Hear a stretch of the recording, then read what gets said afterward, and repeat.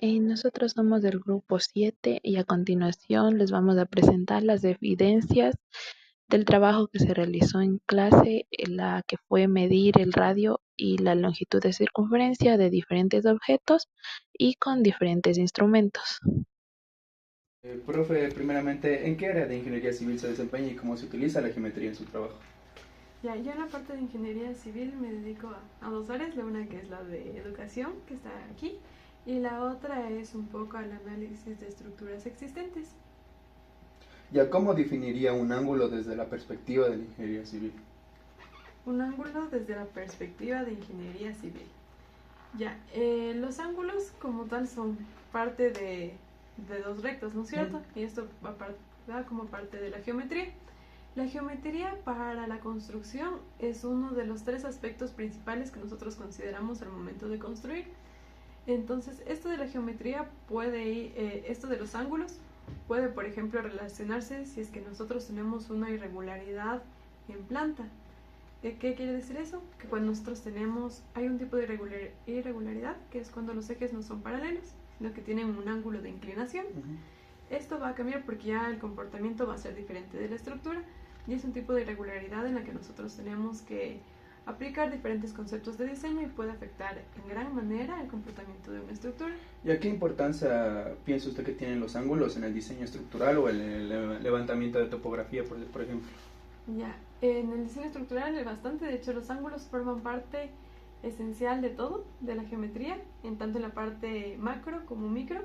En la parte micro, por ejemplo, si nosotros queremos saber cuál es el ángulo de corte y cómo tenemos que diseñar, tenemos que considerar obviamente ese ángulo. En la parte de topografía también es súper importante, ya sea que nos dediquemos a vías, es puramente ángulos, dónde está un punto, cómo se va a abrir, o en la parte de geotecnia, de los ángulos de fricción que hay internamente en el suelo, entonces está en todas partes. ¿Podría mencionar un proyecto donde la medición precisa de ángulos haya sido fundamental? Ya.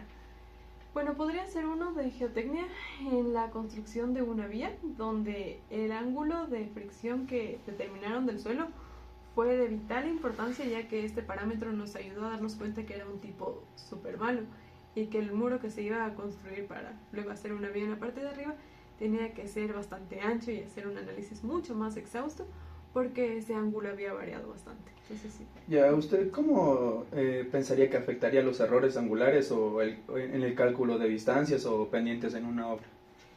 Influye bastante, ya que, por ejemplo, en el proyecto que tuvimos, que tienen arriba los docentes, ahí tuvieron que asegurarse de que la estructura sea completamente cuadrada porque las piezas que iban a ir armando de madera tenían que encajar exactamente. Entonces, si el ángulo estaba mal, no importaba cómo le cortaran, no iba a cuadrar e iba a haber un problema bastante grande, entonces es importante. ¿Qué papel juegan los ángulos en la orientación o inclinación de vigas, rampas o túneles? Bueno, tal.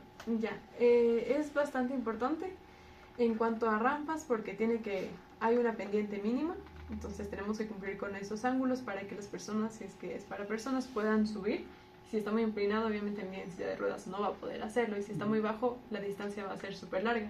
Y lo mismo pasa para los carros, no podemos poner muy altos porque el carro se va a forzar y no va a llegar, y tampoco muy bajas. ¿Considera que el uso de softwares así que ha cambiado la forma de aplicar los conceptos geométricos tradicionales? Yo creo que no ha cambiado, tal vez los han integrado o mejorado en cuanto a su cálculo, pero no creo que hayan cambiado. Al final seguimos utilizando la misma geometría, un poco más optimizada. Y por último, ¿qué consejo les daría a los estudiantes de ingeniería civil para comprender la relevancia de los ángulos en su formación y sus prácticas profesionales? Ya, yo creo que les aconsejaría que primero se pongan a pensar en el porqué de todo. Que vean, por ejemplo, cualquier estructura en la que están yendo o cuando vienen acá a la universidad, que vean las vías. ¿Qué pasa si es que la vía está súper alta? ¿Qué pasa con el carro? ¿Qué pasa con las personas? ¿Cómo están las estructuras? Y vayan analizando todo esto porque al final ahí vamos a ver cómo está influenciado todo con la geometría. Muchas gracias, bro. ¿Ya?